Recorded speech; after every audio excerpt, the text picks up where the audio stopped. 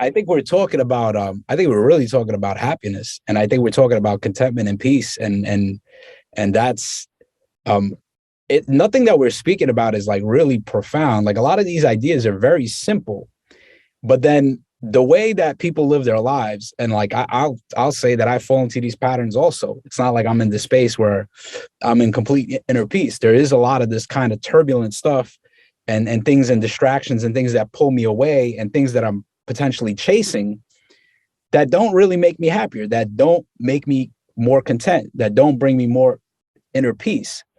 And that to me is fascinating. Even like how you framed, like I don't know if people think about that, like, oh, well, you sleep for 8 hours a day, or you hope you sleep for 8 hours a day, right? And then like you're doing all this mundane stuff, like using the bathroom. It's like, eating, like all this stuff. It's like it's probably not so much more profound.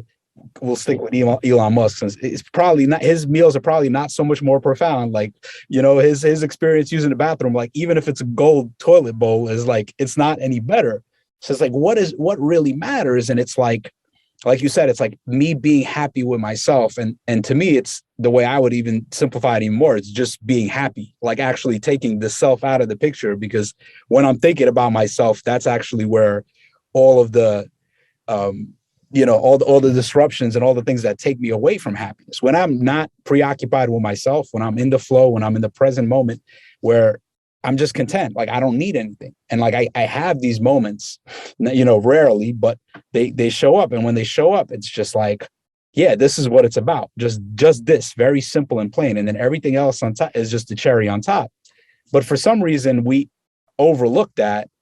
And it's like, because it's so subtle and so simple, and it's kind of like our base, like that's our true nature, is that kind of inherent peace. But the other things are just more shiny, and they're more they grab our attention. And because everybody else is paying attention, and this is kind of the Rene Girard like mimetic theory, like if people are paying, whatever people pay attention to, other people also pay attention to. And if we're all paying attention to the wrong things, we all end up being collectively miserable. Exactly. But it's also like, we're part of this attentionalist economy. Yeah. And I'm just as much a part of it as you. And it's also, there would be no metamodern if we had not played this game successfully. Yeah. And I of all the time, when I was younger, I really had this, why aren't people listening to me? And then when people started listening to me, I found out, okay, it ain't all that. Now they like sending me emails all the time. Okay, I guess talk to them.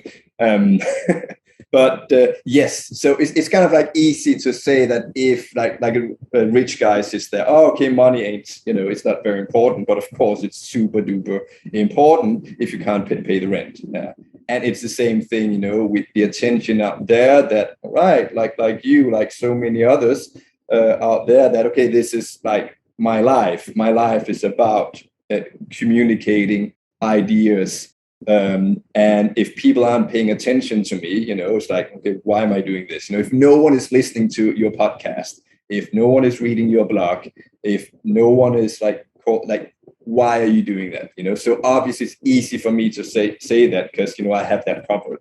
Then again, I'm just saying that, when you get all that stuff, it's like, yeah, it ain't all that. Like what matters is that you've slept well at night, that you have like a nice peaceful breakfast, that relationship is in order, because I'm more often thinking about that when I walk down to the store, that this is it.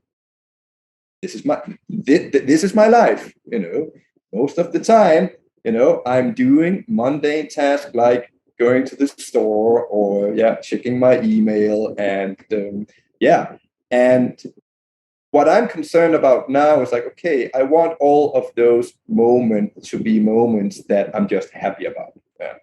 It's also why I moved to Thailand. It's like, okay, so this is my daily routine. I get out of bed at 11 o'clock, and then I go down to the beach to have like a morning bath, and then I come back, and then I eat, mango. Yeah, that's how I want to have my life.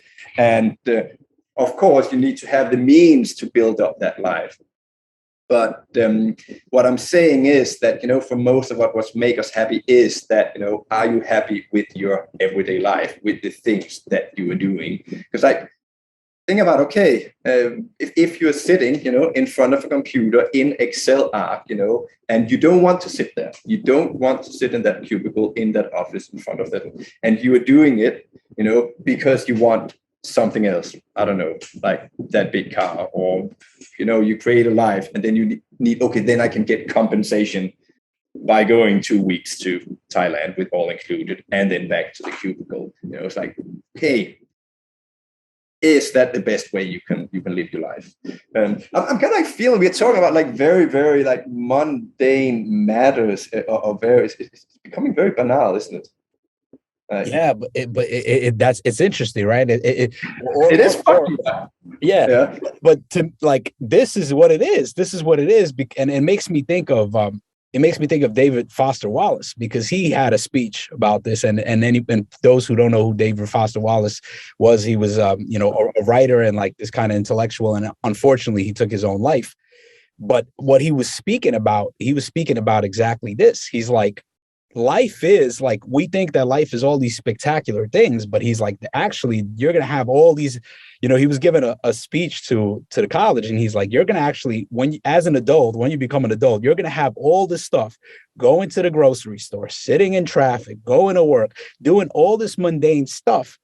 And it's like, if you can't be at peace on that line, like if you can't be on peace waiting for the groceries, pay for your groceries, and you're constantly agitated and it's that's where you're living your life. So it's like, yeah, these things are mundane, but then on another level, it's like they're not. I think that's the problem. The problem is we can't see how every moment is sacred. Like how you said, this is it. Like I'm walking to groceries, I'm walking down to the beach. Like I'm not doing any spectacular, but this is it. Yeah. Like really, there's nothing. And if I'm not happy doing these things that I'm doing every day, okay, I need to reconsider, like, how can I make that happen? Because, like, do you like want to like live for this like few moments of splendor, or like through like a very great everyday life, or just like, is it possible to craft that everyday life that you're content with and that you don't want to escape from? I'm against the vacations. I'm very much,